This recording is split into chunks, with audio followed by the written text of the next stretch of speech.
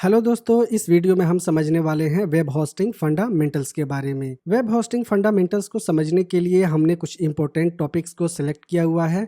तो इस वीडियो में हम उन्हीं इंपॉर्टेंट टॉपिक्स पे बात करेंगे, जैसे कि सर्वर क्या होता है, वेब होस्टिंग क्या होता है, वेब होस्टिंग कितने प्रकार के होते हैं, और साथ ही ये भी समझेंगे कि वेब होस्टिंग काम किस तरीके से करता है। तो चलिए बारी बारी से इन टॉपिक्स को समझते हैं। वेब होस्टिंग के फंडामेंटल्स और उसके बेसिक्स को समझने के लिए हमारे लिए सबसे ज़रूरी है कि हम पहले सर्वर के बारे में जान लें कि सर्वर क्या होता है।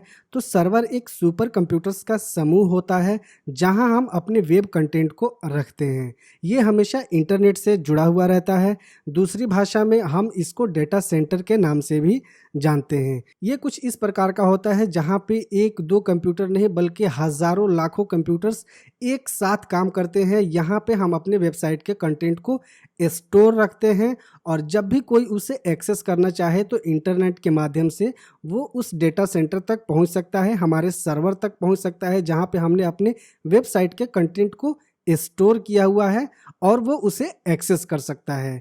इसी को हम डेटा सेंटर या सर्वर के नाम से जानते हैं। सर्वर का एक और भी मीनिंग होता है कि सर्व करना, कि जो भी चीज़ हम इंटरनेट पे सर्च करते हैं तो सर्वर के माध्यम से वो हमें सर्व किया जाता है, तो इसे सर्वर भी कहते हैं। और इस चीज़ को जहाँ पे हम अपनी डेटा को स्टोर करके रखते हैं उसे हम डेटा सेंटर कहते हैं। नेक्स्ट टॉपिक हमें समझनी है कि वेब होस्टिंग क्या होता है। तो वेब होस्टिंग एक सर्विस है जो हम अपने वेबसाइट के डेटा को ऑनलाइन स्टोर करने के लिए सर्वर के कुछ भाग को रेंट पे लेते हैं। जैसे कि हमें अपने वेबसाइट के डेटा को स्टोर करनी है, HTML files, images, text, audio, videos वगैरह, ये सारे हमारे कंटेंट है, ये डेटा है। इसे हमको स्टोर करना है सर्वर पे। तो पूरी सर्वर तो हम ले नहीं सकते या पूरी सर्वर हम खुद अपना सेटअप भी नहीं कर सकते।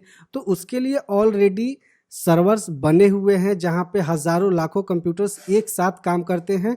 हम उनमें से कुछ पोर्शन को, कुछ भाग को रेंट पे ले लेते हैं। तो इसी रेंट पे लेने की सर्विस को हम वेब होस्टिंग या वेब होस्टिंग सर्विस बोलते हैं। अगर मैं इसको और भी एक्सप्लेन करके आपको समझाऊं आसान भाषा में, अगर इसको मैं आपको समझाना चाहूं तो जैसे कि आप बैंक्स वगैरह में जाते होंगे तो वहां पे आपको लॉकर दिखता होगा कि बहुत सारे लॉकर्स बने हुए हैं और सभी लॉकर्स किसी किसी अलग इंडिविजुअल के नाम पे अलॉट होता है। उसी तरीके से आप वेब होस्टिंग को भी समझ सकते हैं कि वेब होस्टिंग एक बहुत बड़ा सुपर कंप्यूटर्स का नेटवर्क है। उस नेटवर्क में आपको एक छोटा सा स्टोर मिल जाता है, एक जगह मिल जाती है जहां पे आप सर्वर के ऊपर अपने कंटेंट को स्टोर कर सकते हैं। इसी सर्विस को रेंट पे लेने को हम वेब होस्टिंग कहते हैं। नेक्स्ट टॉपिक हम समझ लेते हैं कि ये वेब होस्टिंग कितने तरीके की होती है। तो मोस्टली वेब होस्टिंग 4 तरीके की होती है: shared hosting, dedicated hosting, VPS hosting और क्लाउड होस्टिंग। तो अब हमारे लिए ये भी ज़रूरी है समझना कि ये चारों तरीके की होस्टिंग में आखिर डिफरेंस क्या है।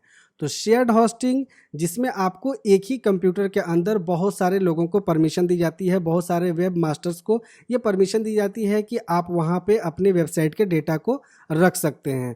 मतलब कि इसको अगर हम यूँ कहें कि एक ही कंप्यूटर को 4, 5, 6, 7 या जो भी डिफाइंड एक क्राइटेरिया हो उतने लोगों को रेंट पे दे दिया जाता है कि आप इसके अंदर अपने वेबसाइट के डेटा को स्टोर कर सकते हैं। इसी को हम शेयर्ड होस्टिंग बोलते हैं। उसके बाद आता है डेडिकेटेड होस्टिंग। तो डेडिकेटेड होस्टिंग में कंप्लीट एक सर्वर आपको दे दिया जाता है कि आप यहाँ पे अपने वेबसाइट के डेटा को स्टोर कर सकते हैं। साथ ही इसका बेनिफिट ये होता है डेडिकेटेड होस्टिंग का कि इसका कंप्लीट कमांड आपके पास होता है। वहीं आपको शेयर्ड होस्टिंग में सर्वर के ऊपर कमांड आपका नहीं होता है, आप अपने सर्वर के ऊपर कोई भी चेंजेस नहीं कर सकते। इसका कंप्लीट कमांड आपके सर्वर एडमिन के पास होता है। उसके बाद आ जाता है VPS hosting, virtual private server hosting.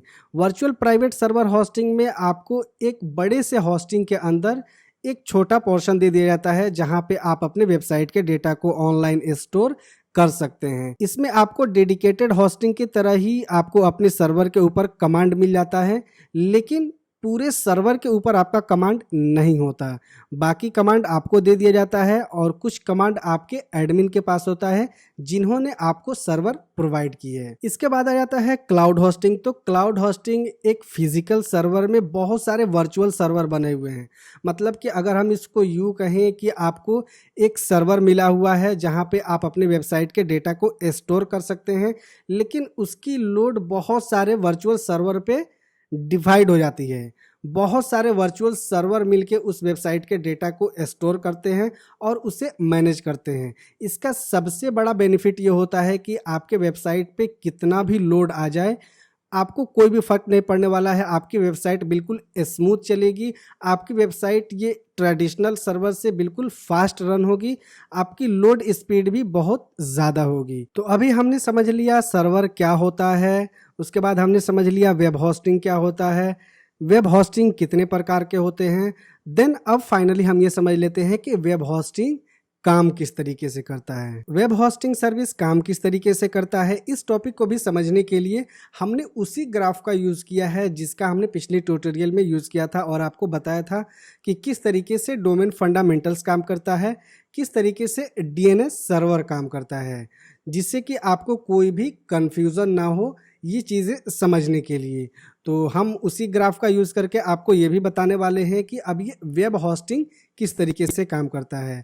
सबसे पहले एक वेबसाइट का एडमिन अपने सभी फाइल्स को एक सर्वर के ऊपर अपलोड करता है। यहाँ पे वो सर्वर के ऊपर एक सुपर कंप्यूटर्स के अंदर अपनी एक पोर्शन को, एक छोटे से भाग को रेंट पे लेता है जिसे हम वेब होस्टिंग कहते हैं। वहाँ पे वो अपने सभी फाइल्स को अपलोड करता है। अब अगर किसी यूज़र को उस वेबसाइट को यूज़ करनी हो, उसे एक्सेस करनी हो, तो वो सबसे पहले अपने वेब ब्राउज़र में जाता है और वहाँ पे उस वेबसाइट का डोमेन नेम फिल करता है। तो एग्जैक्ट वेबसाइट का वेब एड्रेस पता करने के लिए वो जाता है डीएनएस सर्वर के पास। डीएनएस सर्वर अपने डेटाबेस में उस डोमेन का एग्जैक्ट वेब एड्रेस देखता है, फिर अगेन वो उस वेब ब्राउज़र को रिस्पॉन्स करता है, तब जाके उसका वेब ब्राउज़र उस एग्जैक्ट वेब एड्रेस के साथ अपने ब्राउज़र में रिक्वेस्ट डालता है, तो जाकर के वो वेब होस्टिंग सर्वर तक पहुंच पाता है, तब जाकर उस वेबसाइट के कंटेंट को वो एक्सेस कर पाता है।